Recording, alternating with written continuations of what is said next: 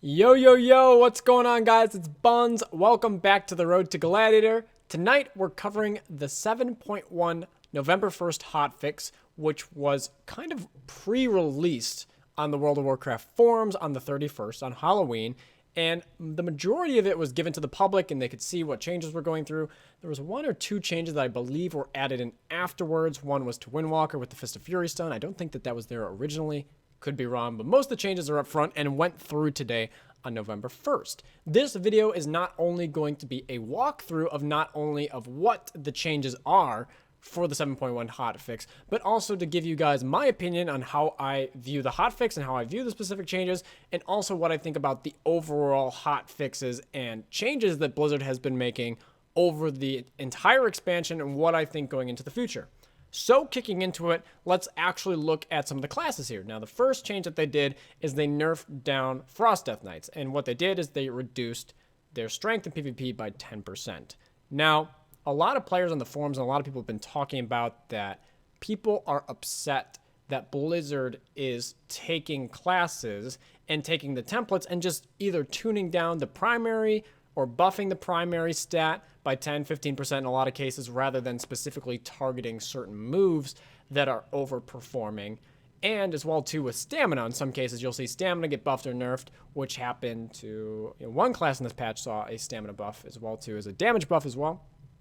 I think that I am okay with seeing the overall damage tuning, and overall I think this was a good patch. Let me just say this up front. Overall, I think this patch was in the right direction.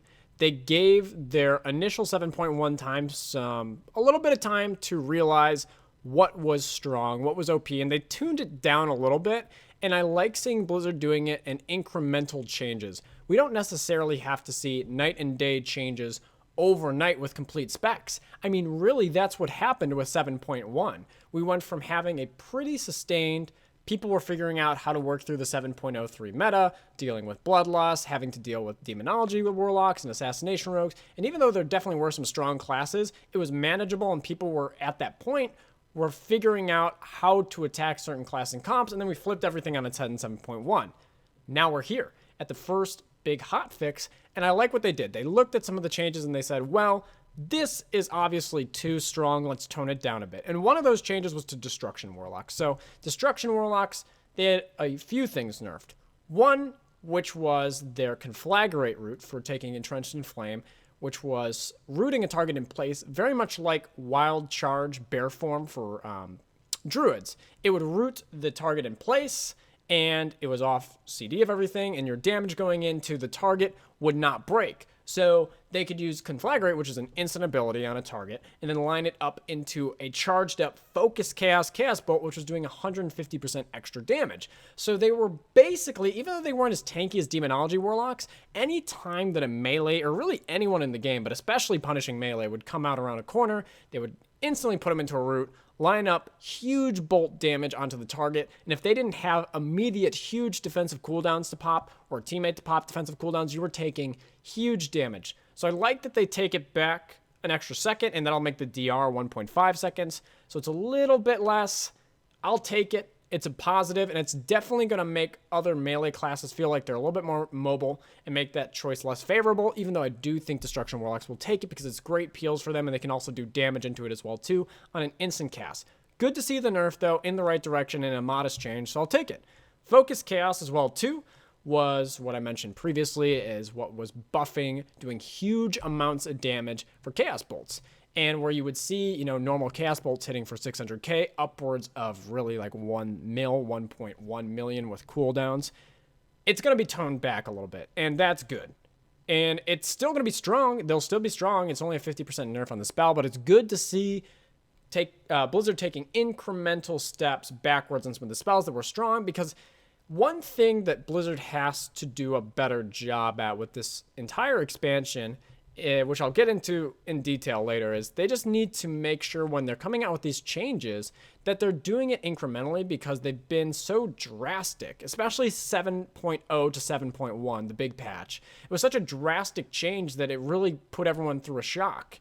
Talk about that a little bit more as we finish up wrapping the video. Shadowburn does 20% less damage in PvP, and this was a instant cast spammable spell where Destruction Warlocks are playing the instant cast spell where they're not casting Chaos Bolt. Does a little bit less damage as well too. So this is good because this is one class that was really overperforming in pretty much every single comp that was played, so good to see some nerfs on that as well too. Windwalker monks, they received a 10% agility nerf, which I think was pretty much just like necessary across the board. That's not a stat reduction that I'm against. I think they needed that. On top of that, they're Fist of Fury now. So going into the patch, Fist of Fury was supposed to only stun on its first initial stun, and it basically didn't work out that way, and you still had Windwalkers running around and fisting everyone while moving. I don't know, just didn't work out that way. They corrected that, now it's only doing it on the first stun, so that's good because it gave them a lot of control and was able to still run around and stun multiple targets, especially paired with a Destruction Warlock. You have Running Fist, Conflagrate Roots. It just was a nightmare to deal with for every other team because it was so much lockdown. It was very hard to deal with huge burst damage. Top of that, Serenity also took a little bit of a nerf as well too, which is their big burst damage. As a Windwalker monk, it's when they start glowing. They do huge damage and big increase in damage, so it's good that they took a slight nerf on that as well too. I still think that Windwalker monks and Destrolocks are going to be strong, but I like to see these changes. They're not night and day completely flopping a class on its head. They're taking a chunk away, and let's see how things play out. I respect that they made the changes. I'm happy about it, and they did it in a good format. So I'm all for it. Let's see how it plays out, right? Then, they also nerfed Mage's agility by, Mage's intellect by 10%. And yeah, mages have been in a really weird spot the whole expansion, right? It's kind of been that battle between how Blizzard designed icicles to work. When they're getting these icicle procs and they have a chance with their artifact weapon to proc black icicles, which is like doubling the amount of damage they do based off complete RNG. It's been a nightmare handling the mage class because it feels like the glacial spike is always really out of tune. And last patch, they had received some significant buffs on pretty much baseline all their damage. So it's very strange to me that after they decided to make a patch for Mage where they literally go and buff all of the spells by like 5 or 10%, to see them nerf it down by 10% intellect right afterwards, like to me, this is a change where it's like, let's slow down a little bit, right? Because we did the exact opposite thing on the last patch. Maybe the initial change to buffing mage damage didn't need to happen in the first place, and I feel like Blizzard is getting pressured into, they're getting pressured by the community, the PvP community, now that they have the PvP templates and abilities in place to make changes all the time. And I think the bad thing about the whole situation is Blizzard's actually listening, and I think they feel very pressured to make changes now that they have the system in place. And I'm very happy Blizzard's making changes and is being active about it. I just think that they're going to need to slow down a little bit to let the player base get their hold on the meta before they just go and change things week to week to week. You got to have some time and consistency for the player base to be able to play it out and be able to get a hold on what the meta is and how classes work and how comps work. We'll continue on that in a little bit. Now, some other classes that got some buffs as well too. Survival Hunter, Kappa, got 15% increased stamina. Probably needed. There's a few comps where Survival Enhance is very strong. Survival Feral Druid can be very good as well too, but they did feel pretty squishy considering their melee. They just have their one heal really and a turtle shell, so maybe it was a bit overtuned. I'm really curious to see how that plays out because myself, I'm not seeing that many on the ladder. I'm curious how this one actually plays out and if the stamina is like overtuned, but I'm curious to see it. I haven't got a chance yet to jump into some games. Be looking forward to when I actually run into a Survival Hunter. I'm thinking it's a good change right off of the bat, and it's going to encourage people to play the spec more because I feel like out of the 3 specs, it's probably the least represented between BM Hunter, Marksman, and Survival. So, good change. I think it encourages people to play the game a little bit more. I like the buffs that they did with Demon Hunter as well too, and I really like how they explain it as well too. Like now that players have gotten used to it, they're going to buff it a little bit and put it in a spot where it's going to be a little bit formidable. Because at the beginning of the expansion, Demon Hunter was in a really bad place, kind of like Arms Warrior, which also received a buff. We'll get to that. Demon Hunter's build was really based off of just a few abilities that were out of control, doing an insane amount of damage with Bloodlet. They were just throwing at things, and they had huge burst damage with Illidari, which is their artifact weapon. And yeah, they had to be tuned down quite a bit, and they were kind of put on the back burner for a while because of what they had to offer comp-wise. So I like seeing this change. I think that 5% agility is completely fair, and a little bit more stamina is good because they were very squishy outside of their initial metamorphosis. Very squishy outside of that, and it was hard to keep them up, so want to see how that change goes through, especially with some other melee as well, too, doing well, too. Think that Demon Hunter can slide in and definitely be more competitive after this. And I think that those are very small changes. 5% agility, 10% stamina. I'm fine with both of those. They felt like they needed some stamina outside of their big CDs. Agility could use a little bit more damage as well, too. I didn't feel like it was anything overwhelming. I was at a big cooldowns with the right class. So 5% is nothing. I'm fine with that. Now, I was really happy as well, too. Very happy to see the Shaman changes. Now, I actually was very much encouraged to level my Shaman after this.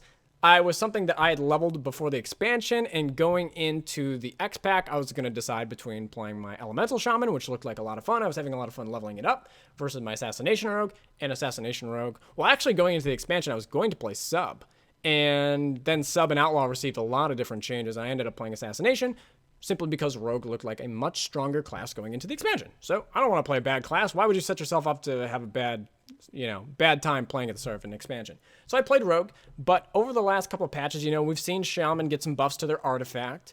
We've seen Shamans get some buffs to their damage roll too. Now, the only catch is I'm really, I think from the way that this is like mathed out, I think the Control Lava actually took a little bit of a nerf. Like, yes, it's going to do Lava Burst generally now, instead of doing 80% damage, is going to do 100% damage. But Control of Lava, which is the casted Lava Burst spec, I think is going to do a little bit less than it was before. So I'm not sure how that's going to play out. Like, consistently, if you're not using that talent, your Lava Burst is going to do more damage, but it was a considerable build that you could go. There's a lot of different elemental builds that are out there. So that's the only catch with Elemental Shaman. I'm not sure it's going to play out for the casted Lava Burst build. But I like it. I like the incremental changes that they've been making to Shaman as well, too, over the past couple of hotfixes, because they've been like, okay, Shaman's lacking a little bit of damage. Let's buff their artifact. Let's make it casted, but we'll give you 3 instant casts with huge damage afterwards to reward you for getting that cast off. Something similar to treating it such as like Thalkeel's Consumption, which is the Warlock artifact weapon.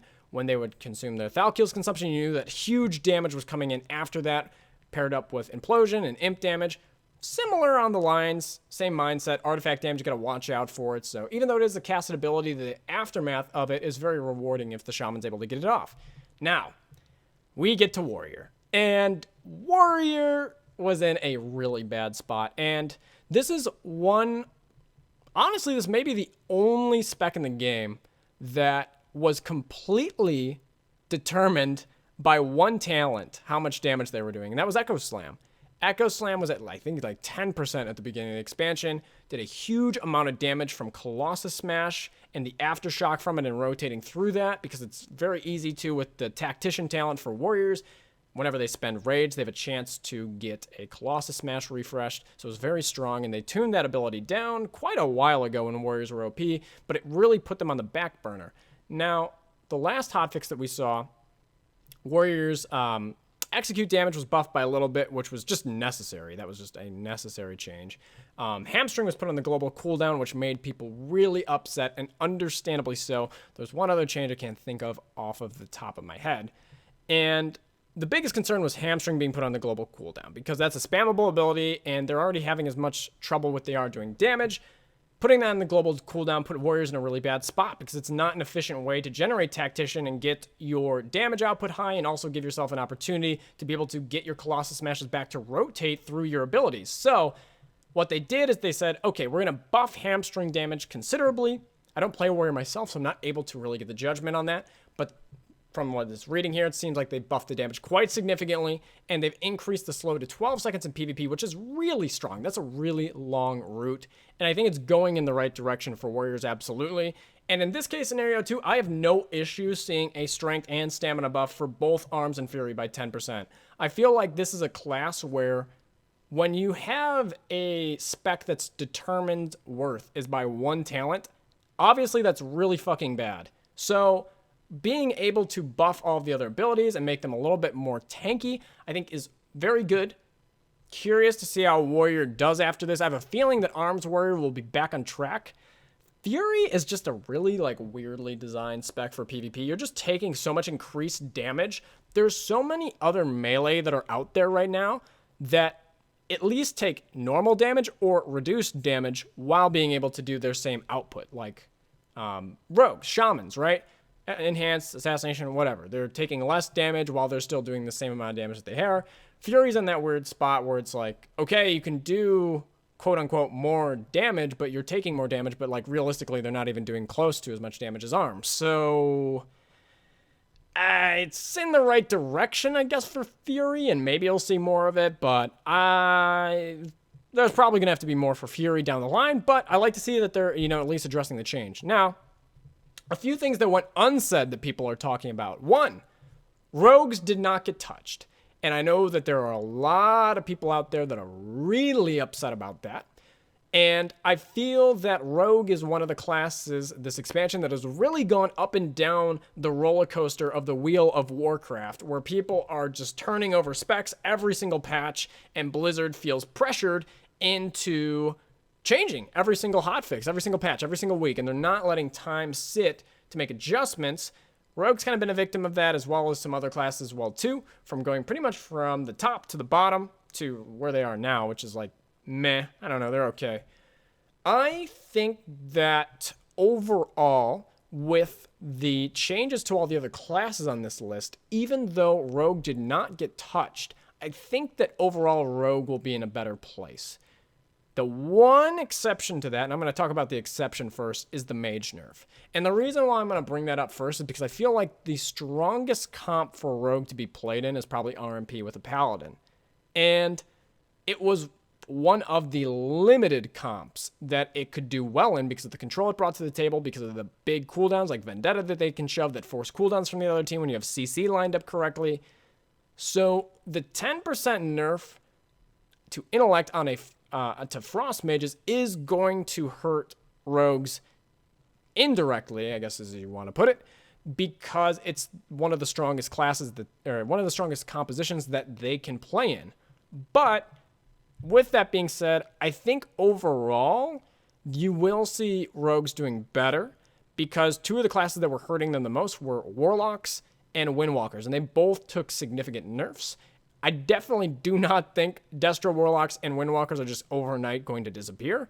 I don't think that's the case at all. I think they'll be here to stay and will still do well. You'll still see Walking Dead doing very well, even though both classes got nerfed.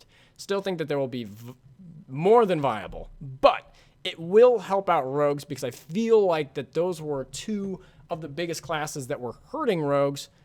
And I guess in a Windwalker comparison too, a lot of times, like, where you put a Windwalker in a comp is the same place where you could put a Rogue. So in a lot of situations, it opens up that Rogue slot to look a little bit more viable, and Vendetta can look like a different cooldown depending on what you're trying to accomplish with the comp you're running. So I do think that overall, I would say that it was a buff for Rogue. I want to see how this week plays out, and I want people to sit here and realize that I am happy that Blizzard is making minimal changes.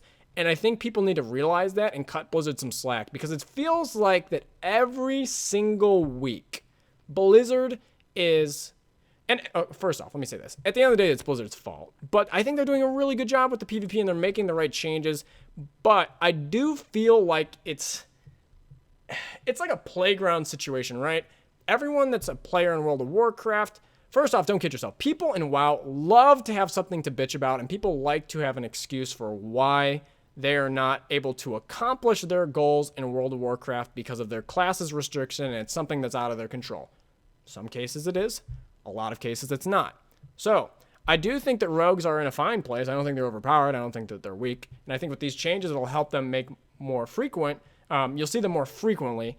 On top of that, I think that it's good for Blizzard to not touch Rogue, because it's a healthy sign that they're going to let things sit and make minimal changes and see how the game plays out, right? So let's say in a couple of weeks here, 2 or 3 weeks, Rogues are still not looking good. I'm sure you will see that buff come along. But as someone that's impartial to my class, I guess, I play Rogue, but I mean, I'm happy to see Blizzard actually not touching anything, because it's promising for the direction that they're going with the PvP abilities and stat templates, that they're making small changes. And it tells me that going into the future that they're going to wait before they do these changes. I think this was a good hotfix, particularly where they addressed some of the big abilities that were out of control. They buffed a few classes here and there that needed an umph. And I mean, they nerfed the only class I feel like didn't need the nerf was Mage, but that goes back to like it didn't need the buff in the first place on the last hotfix. So overall, I'm encouraged by this hotfix. I think they did a good job, and I think that players in the World of Warcraft community should be encouraged as well too, because they're moving in the right direction, where I feel like they're going to let minimalistic changes happen and not feel pressured by the community every single time Tuesday rolls around, from all the bitching on the forums and streams and personalities as well too, to make changes every single Tuesday. At the end of the day, you have to let the game play out. Players got to be able to get their hands on it, and you can change the game every single week, and people are not going to like that. It's just the wheel of Warcraft. That's not good. This was a good patch in the right direction, and I really want to see Blizzard let it sit for 2 to 3 weeks. Let it sit. See how it impacts. What are things overperforming? Because I think that they gave it enough time on this patch to realize what was happening, and I think the outliers were easier to see by a lot. But give it some time in the next few weeks, too, before we come out with something. Don't feel like we have to pull the trigger just because the entire community is upset that their class is not on the top of the wheel to Warcraft this week. Let things simmer down for a little bit.